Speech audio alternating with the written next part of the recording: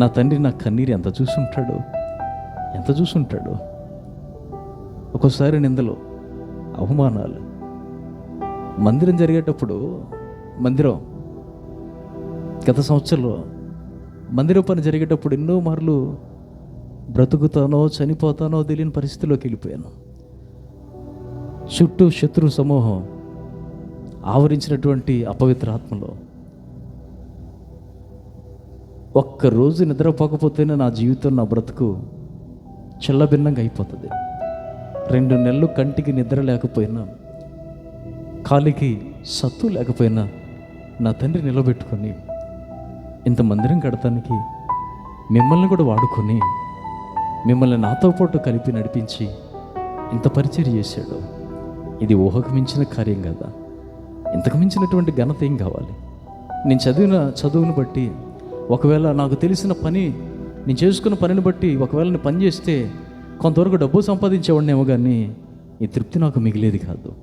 ఒకవేళ ఏదైనా నేను కాస్త ఆ పూటకి కాలం వెళ్ళడానికి సంపాదించేవాడినేమో, కానీ నా బిడ్డలకు కూడా చెప్తున్నాను, నా పిల్లలకు కూడా, మీకు ఇంత అన్నం పెట్టేవాడిని కాదు, నేను మీ ఇద్దరికి ఇంత అన్నం పెట్టేవాడిని కాదు. ఎందుకంటే ఆ రోజు పరిస్థితి అట్లా ఉంది. కానీ ఈరోజు నా తండ్రి పని చేయడం ప్రారంభించాక ఏ రోజు నాకు ఆకలి లేకుండా చేస్తున్నాడండి నా తండ్రి. ఈ రోజు నాకు ఆకలి లేదు. ఇంకా చెప్పాలంటే తినడానికి టైం ఉండక సేవ ప్రారంభంలోనేమో ఆకలితో బాధపడి ఆకలి చచ్చిపోయింది. సమయం సరైన టయానికి లేక, నిద్ర లేక, అది ఇప్పుడు గ్యాస్ ట్రబుల్గా ఇబ్బందిగా మారిపోయింది. ఇప్పుడు అన్నం ఉంటుంది, అందరూ నన్ను ప్రేమగా అన్నా ఇంటికి రా, తొందరరా అంటుంటారు, వెళ్ళాలని ఉంటుంది, కానీ తినలేను. ఇంత తినడం కష్టం అయిపోతుంది. కానీ నా తండ్రి ఎంత తింటావో తినరా అని సమృద్ధినిచ్చాడు. నా తండ్రి సమృద్ధినిచ్చాడు. ఏం మీకు ఇవ్వడా? మీకు కూడా ఇస్తాడు. ఎన్నికలేని నన్ను ప్రేమించి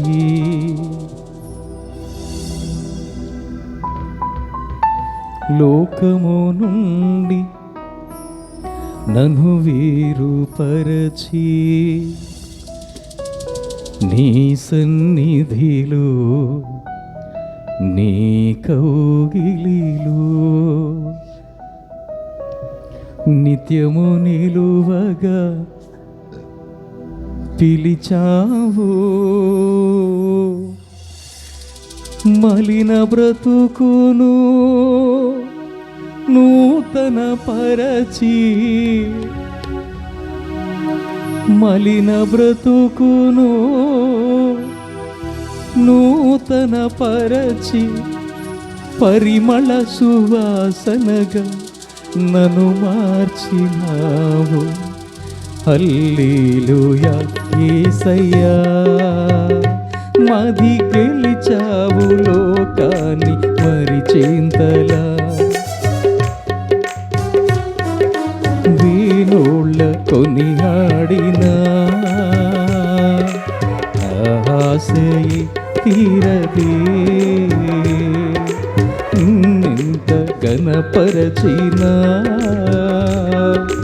నా హృదయమే నిండదే.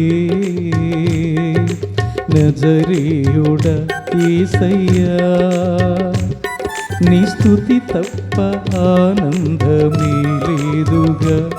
నా స్థితి మార్చినది స్తోత్ర నిధియే గదా. నీ స్తుతి తప్ప ఆనందమే లేదుగా. నా స్థితి మార్చినది స్తోత్ర నిధియే గదా. స్థితి మార్చాడు దేవుడు. ఇక్కడున్న మీ పరిస్థితులన్నీ మారుస్తాడు. నీ బిడ్డల కొరకు ఆలోచన చేయొద్దు. పసిపిల్లలు వాళ్ళ జీవితం ఏంటని ఆలోచన చేయొద్దు. తండ్రి మీద ఆధారపడు, తండ్రినే వేడుకో. ఈ సంవత్సరం చేసిన తీర్మానం, ఈ సంవత్సరం దేవుడు మనకిచ్చినటువంటి ఈ వాగ్దానం మన తండ్రి మనందరి పట్ల నెరవేర్చునుగాక.